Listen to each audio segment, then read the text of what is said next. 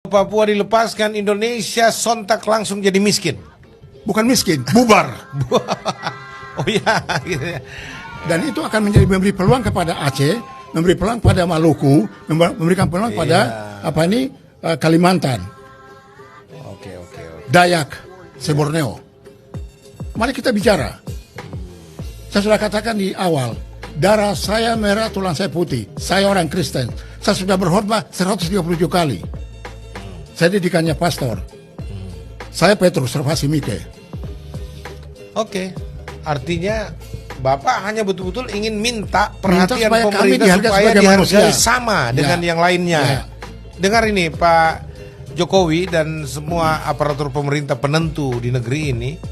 Kita bicara ini bukan memprovokasi untuk disintegrasi. Kami anti. Tidak. Kami cinta Indonesia dan kami mau supaya kesatuan Indonesia tetap terjaga, dan kami mau supaya seluruh orang Indonesia harkat dan martabatnya dihargai sama. Yes. Terutama juga orang-orang Papua yang notabene alamnya telah menyumbangsikan begitu besar kekayaan alamnya untuk rakyat Indonesia keseluruhan. Istilahnya sumber kehidupan datang dari Papua. Tapi kok orang Papua nggak dihargai haknya sama dengan Indonesia yang lainnya, bahkan dicurigai kualitas SDM-nya nggak mampu lah dan sebagainya. Itu saya pernah dengar sendiri langsung. Dan alasan-alasan fisik yang lainnya dan seterusnya itu rasis. Saya mau katakan kita justru berdosa terhadap orang Papua.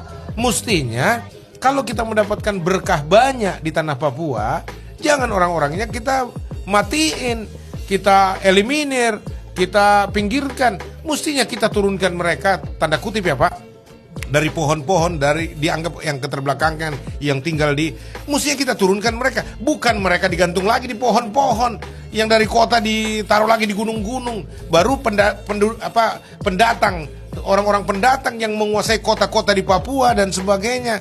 Loh, ini yang saya bilang, kita nggak adil, kita nggak jujur. Ya, ini nggak ada perencanaan apa-apa, ini spontan saja kita berbicara, dan saya ingin ajak Pak Petrus berbicara apa sebenarnya masalahnya, karena saya juga orang yang penasaran, pemirsa. Apa yang terjadi sih di Papua? Terus apa gunanya gereja-gereja di sana kalau ternyata Papua tidak semakin lebih baik? Bahkan selepas misionaris diusir keluar dari Papua dan tidak boleh ada lagi misionaris, loh, Papua jadi semakin merosot loh.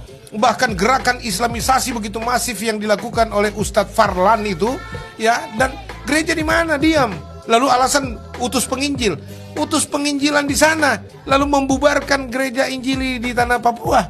Ya, penginjil-penginjil yang datang dari Jakarta justru mengacaukan gereja-gereja asli Papua loh, memecah belah dan seterusnya. Ya, dan saya mau bilang ini gerakan apa?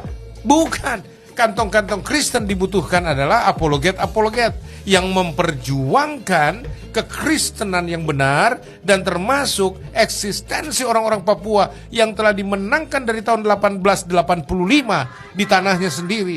Begitu kasihnya Tuhan kepada orang Papua sehingga Tuhan mengirim 2 misionaris itu. Untuk apa? Menyelamatkan orang Papua. Nah, kalian datang bukan untuk mengurusi orang Papua, tapi justru menyengsarakan orang Papua. Bayangkan puluhan tahun loh merdeka.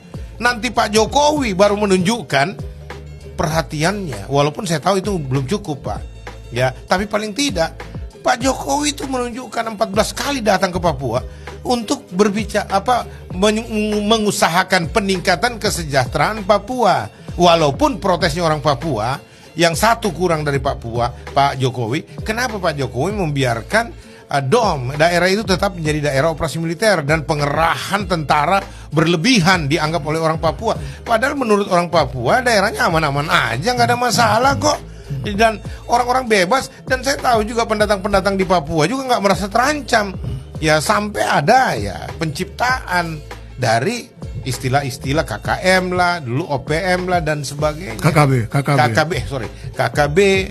Nah, sekarang ditingkatkan KKB itu jadi teroris.